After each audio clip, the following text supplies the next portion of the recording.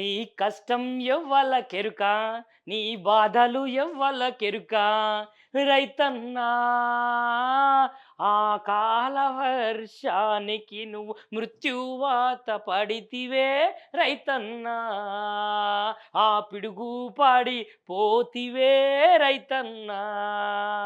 ఈ రాష్ట్రంలో ఈ రాష్ట్రంలో రైతు బాధ తెలిపే ఆ నాయకుడే గతే లేడు రైతన్నా. నువ్వు సచ్చిపోయిన పట్టించుకోదే రైతన్న ఈ పాడు ప్రభుత్వం. చూసిరా, తెలంగాణ రాష్ట్రంలో రైతులు ఎటుపోయినా, రైతుల గోసలు ఏడికిపోయినా, అసలు రైతే లేకున్నా కూడా మంచిగానే ఉంటుంది అనే పరిస్థితికి అయితే వచ్చిందిలా ఈ రాష్ట్ర ప్రభుత్వం. ఇక చెప్పుకుంటూ పోతానైతే దుఃఖమే ఉన్నదిలా.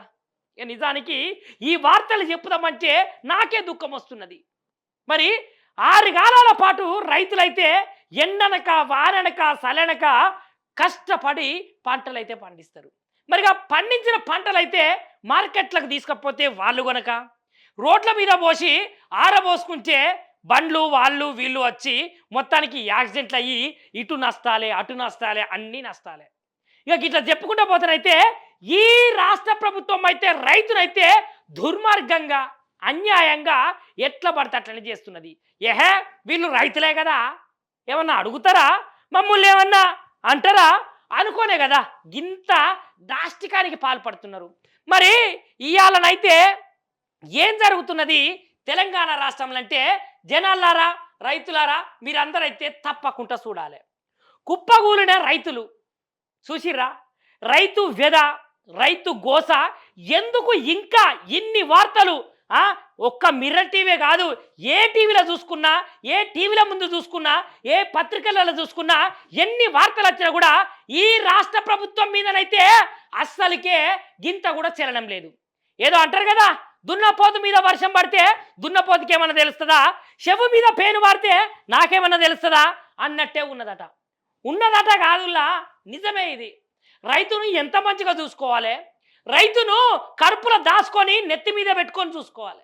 మరి అట్లాంటి రైతులైతే ఇవాళ కుప్పగూలిపోతున్నారట, ఎండలకు పిట్టలు రాళ్ళట్టు రాలుతున్నారట. బయట చూసుకుంటే 40 నుంచి 50 డిగ్రీల సెంటిగ్రేడు అక్కడ సూర్య భగవానుడు పట్ట పట్ట పట్ట పట్ట పట్ట ఎండలు కొడుతుంటే పిట్టలు రాలినట్టు టప టప టప టప రాలిపోతున్నారట. మరి దీనికి బాధ్యత ఎవరు వహిస్తారు? సకాలంలో నువ్వు మార్కెట్లో వాళ్ళు పండించినటువంటి వరే కావచ్చు, మొక్కజొన్నే కావచ్చు, ఆ సోయానే కావచ్చు, ఇట్లాంటి పంటలు మీరు కొంటే ఇట్లాంటి మృత్యువాత పడతారా జనాలు? ఇట్లాంటి మరణాలు వస్తాయా? మరి రైతుల పట్ల ఎందుకు ఇంత నిర్మానుష్యంగా, ఎందుకు ఇంత కిరాతకంగా ఉన్నది ఈ రాష్ట్ర ప్రభుత్వం అని ఇవాళ నేను ప్రశ్నిస్తున్నా. రోజు రైతుల పట్ల ప్రశ్నిస్తూనే ఉంటా. ఇప్పుడు మనము ఈ వార్త చూసుకుంటే కొనుగోళ్ళ పడిగాపులల్లా గాలిలోకి ప్రాణాలు. ఇక కొంటారో అగ కొంటారో మా అయ్య కొంటాడో బాబ కొంటుందని రైతులు కండల్లా వత్తులేసుకొని చూస్తున్నారు. 14 రోజులు 15 రోజులు 16 రోజులు నెల రోజులు 10 రోజులు వారం రోజులు ఇట్లా చూసుకుంటా పడిగాపులు కాసుకుంటా కొనుగోళ్ళ పడిగాపులల్లా గాలిల ప్రాణాలు వెళ్ళిపోయినాయట. చూసిరా, ఆ ఎండ దెబ్బ దాకి ఒక రైతు, దాని తర్వాత గాలి వాన బాగా పెట్టి వడగండ్లు పడి పిడుగుబడి ఇంకొక రైతు. మరి ఈ రైతు కుటుంబాన్ని ఆదుకునేది మరి ఆ కేంద్రమా లేకపోతే తెలంగాణ రాష్ట్రం నుండా సీఎం రేవంత్ రెడ్డా? తప్పకుండా రైతులకైతే సమాధానం చెప్పాలి కదా. మరి వీళ్లకు ఏమిస్తారు, వాళ్ళ కుటుంబాన్ని ఎట్లా ఆదుకుంటారు, మరి తెలంగాణ రైతాంగాన్ని ఏ విధంగా ఆదుకుంటారు? తప్పకుండా సమాధానం చెప్పాలి కదా. ఒక పెద్దన్న పాత్ర పోషించుకుంటా తెలంగాణ రాష్ట్రానికి ప్రథమ పౌరుని లెక్క నువ్వైతే సీఎం సీట్లో కూర్చున్నావు కదా. మరి దీనికి అంతటికి బాధ్యత ఎవరు తీసుకోవాలి? జనాలారా ఒక్కసారి మీరు చూసుకోర్రి. ఈ విషయం ఎక్కడ జరిగిందంటే రంగారెడ్డి జిల్లా రాయపోలనైతే నేలగూలిన వరి రైతు కాంట కోసం 4 రోజుల సంధి ఎదురు చూపులు చూసి గౌరయ్య అనే రైతు అయితే అక్కడికక్కడనే పడిపోయిండు. ఇక తేమ సాగుతోటైతే కొనుగోలుకు నిరాకరించిరట అధికారులు. ఇక ఆరబోసినటువంటి వడ్లు కుప్పగా పోసి అక్కడే కన్ను మూసిండట రైతు. చూసిరా, తేమ ఉన్నది, అది ఉన్నది, ఇది ఉన్నది అనే బదులు మరి ఆ తేమ ఎందుకున్నది? నువ్వు గనక వర్షాలు పడి జరకంత తేమ వచ్చినాయి అనుకుందాం. మరి నువ్వు సకాలంలో పంట కొంటే ఇక్కడ ఈ రైతు ఇయ్యాల ఆ రైతు ఆ వడ్ల కుప్ప దగ్గరనే చచ్చిపోయేటాడా? ఇక మానుకోట జిల్లాలో అయితే పిడుగుపాటు రైతు ఎంకన్న బలి. చూసిర్రా? నేను చెప్తూనే ఉన్నా, ఈ ప్రభుత్వము నిజానికి రైతన్నలను చంపేదందుకే వచ్చింది, రైతన్నలను బొందబెట్టేదందుకే వచ్చింది. లేకపోతే గిన్నిసార్ల రైతుల గురించి చెప్పినా పట్టించుకోదానివే ఈ ప్రభుత్వము, ఈ కాంగ్రెస్ ప్రభుత్వము. గట్టిగా మాట్లాడతానేమో మాలాంటి విలేకరణల మీద కేసులు పెడతాము, ఇళ్లకు వస్తాము, బెదిరిస్తాము అని ఇవన్నీ చేస్తారు. కానీ ఇవన్నీ చేసే బదులు ఒక రైతును ఆదుకుంటే మీరేమన్నా పోతున్నదా? ఉచితంగా వాటి మీద వీటి మీద పైసలు పెంపు చేస్తారు. గవర్నమెంట్ స్కూళ్ళు మంచిగా చేయొచ్చు, రైతన్నల కడుపులు నింపొచ్చు, రైతన్నలకు సకాలంలో ధాన్యం కొనుగోలు చేయొచ్చు, రైతన్నలకు బోనస్ ఇవ్వచ్చు, రైతన్నలకు సగటున వాళ్ళ పండించిన యొక్క పంటకు ఎక్కువ పైసలు పెట్టి కొనొచ్చు. ఇవన్నీ చేత కాదు ప్రభుత్వానికి. ఎందుకంటే రైతులు తెలివిమంతులు అయ్యారనుకో ఏమంటే ప్రభుత్వాలు కూలిపోతాయి కదా, సీట్లకెళ్ళి నువ్వు పోతావు కదా. గందుకనే ఇదంతా. ఇక మానుకోట జిల్లాలో అయితే పిడుగుపాటు రైతు అయితే ఎంకన్నా బలైపోయాడు. ఇక ధాన్యం కొనుగోలు కేంద్రంలోనే నెల రోజుల సంది అయితే నిరీక్షణ. వడ్లు, మొక్కజొన్నలు కొనకుండా సర్కార్ అయితే చెలగాట మారుతున్నదట రైతులతోటి. ఇక పంట కొనని ప్రభుత్వానికి తోడు వడదెబ్బలు, ఇక వానే దిక్కు. ఇక ప్రాణాలు అయితే పనంగా పెట్టి వడగాల్పులు వడగాలుల మధ్య రైతన్నలు ఆగమాగం. చూసిరా? రైతన్నలు ఇక ఇక్కడైనా మనం అయితే తప్పకుండా బుద్ధి తెచ్చుకోవాలి. ఆ యాళ్ళ సార్ అయితే గదొక్కటే మాట చెప్పిండు, మోసపోతే గోసపడతారు, మోసపోతే గోసపడతారని. కల్వకుంట్ల చంద్రశేఖరరావు ఎంతగానని చెప్పినా రైతన్నలు మళ్ళా మూకుముడిగా పోయి గుద్దుడే గుద్దుడు. ఇప్పుడు చూసిరా? మన రైతన్నలు గొడగొడవ ఏడుస్తున్నా, పంట పండించినటువంటి పంటకైతే కొనుగోలు ధర లేకున్నా, వాళ్ళు కొనకున్నా ఎంతగానో ఏడుస్తున్నామో. ఇప్పటికైనా మనమైతే కళ్ళు తెరుచుకొని ఒక్కసారి నీతేంది, నిజాయితీ ఏంది, నిజమేంది, అబద్ధమైంది, మనల్ని కడుపులో పెట్టుకొని ఎవరు చూసుకున్నారు, మనల్ని కాళ్ళ కింద ఎవరు నొక్కుతున్నారు అనే ముచ్చట మనం తెలుసుకుంటే తప్పకుండా ఇకనైనా కనువిప్పు కలిగితే మనమైతే ఆ తప్పైతే మళ్ళీ ఒకసారి చేయొద్దు. ఇగో ఇక్కడ ఏమంటున్నారంటే సన్నాలు ఇక 8 రకాలైనట. పోయింది, మొత్తం పోయింది.